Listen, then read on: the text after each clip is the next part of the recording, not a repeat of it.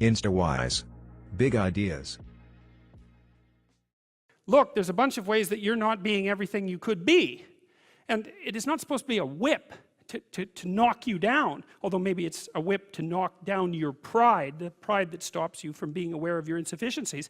It's more like a call to the opposite. It's like, well, you should stop doing those things because you could be so much more than you are, and that would be so much better for you and everyone else that it's just not good that you continue doing these things, continue breaking your own rules, let's say.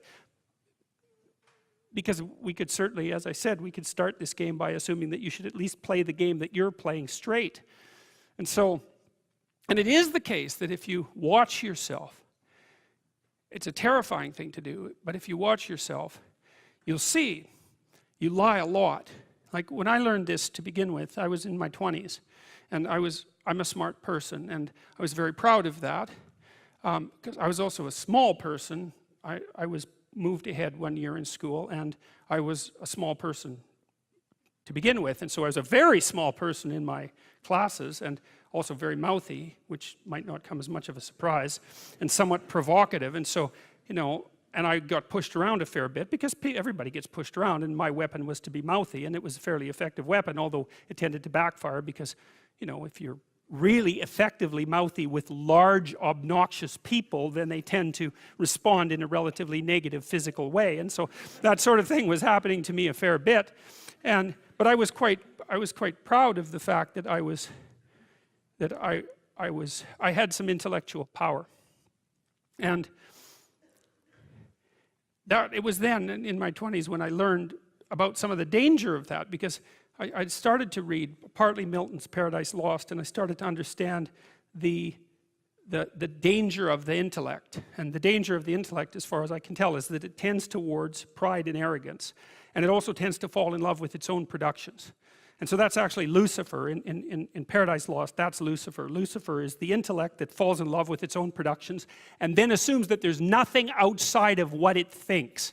That's the totalitarian mentality, right? It's like we have a total system and we know how everything works, and we're going to implement it, and that'll bring about heaven on earth, right? That's the totalitarian mindset, and that's associated with intellectual arrogance.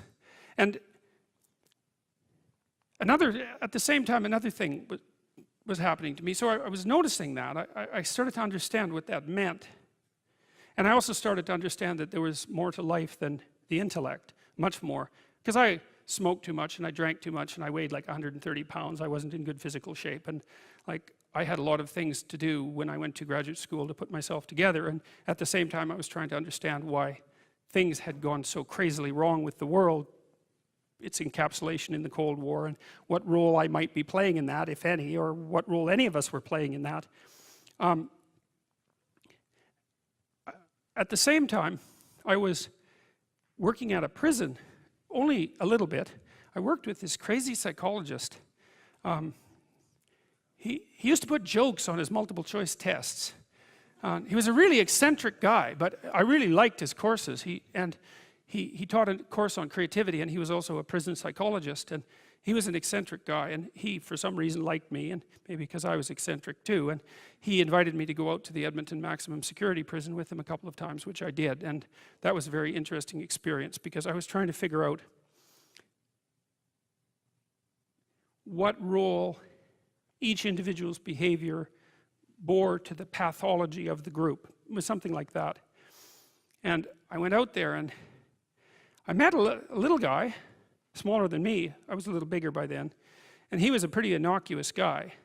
And what had happened was I was out in this gymnasium. It looks like a high school, the prison, which is really quite telling in my estimation. And there were all these like monsters in there, weightlifting, and like they were monsters. I remember one guy who was tattooed everywhere, and he had like a huge scar running down the middle of his chest. It looked like someone had hit him with an axe, and you know, and I was in there, and I had this weird cape that I used to wear that I bought in Portugal, and some boots that went along with it. And yeah, it was like an 1890s Sherlock Holmes cape, and it was really like it was from the 1890s, because this little village was up on a hill. It was a walled city on a hill, and they sold these things, and I don't think they'd changed the style since 1890, and so I thought they were really cool, and so I was wearing that, which wasn't perhaps the most conservative garb dawn if you're going to go to a maximum security prison. So anyways, I was in the gymnasium, and the psychologist left. And God only knows, I mean, that's what he was like. And all these guys came around me, you know, and they were offering to trade their prison clothes for my cape. And it was, it was like, I was being made an offer I couldn't refuse, you know, and so I didn't really know what to do. And then this little guy said something like that the psychologist sent me to come and take you away or something like that.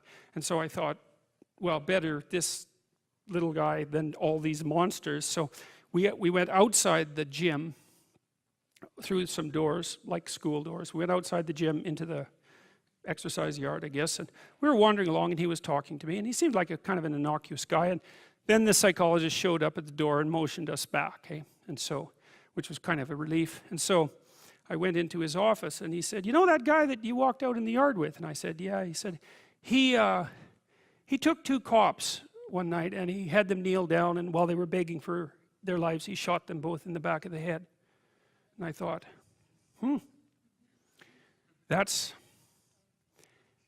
see, the thing that was so interesting was that he was so innocuous, right? Because what you'd hope is that someone like that would be very much unlike you, let's say, and certainly wouldn't be like someone innocuous that you'd met. What you'd want is that the guy would be like, you know, half werewolf and half vampire, so you could just tell right away that he was a cold-blooded killer. But no, he was this sort of ineffectual little guy who was certainly not ineffectual if you gave him a revolver and the upper hand. And so that made me think a lot about the relationship between being innocuous and being dangerous. And then another thing happened. I met another guy out there, and then a week or 2 later I heard that he and a friend of his had held another guy down and pulverized his left leg with a lead pipe, like just pulverized it. And the reason for that was that they thought that he was a snitch, and maybe he was. And that time I did something different. Instead of being shocked and horrified by that, although I certainly was, I thought, how in the world could you do that? Because I didn't think I could do that. I didn't think that, I thought that there was a qualitative distinction between me and those people. And so I spent about 2 weeks trying to see if I could figure out under what conditions I could do that. Like what kind of psychological transformation I would have to undergo to be able to do that. And so that was a meditative exercise, let's say. And it only took about 10 days for me to realize that not only could I do that, that it would be a hell of a lot easier than I thought it would be. And that's sort of where that wall between me and what Jung described as the shadow started to fall apart. And that also was very useful because I started to treat myself as a somewhat different entity because I hadn't been aware up to that point, you know, because I thought I was a good guy. And there's no reason for me to think that, because you're not a good guy unless you've really made a bloody effort to be a good guy. You're just not. It's not easy. And so you're probably a moderately bad guy. And that's a long ways from being an absolutely horrible guy, but it's also a long ways from being a good guy. And so, but I had a little more respect for myself after that, because I also understood that there was a monstrous element to the human psyche that you needed to respect. And that was part of you, that you should regard yourself in some sense as a loaded weapon. If you like this video, I recommend you to read this book. Get the book, link in the description below.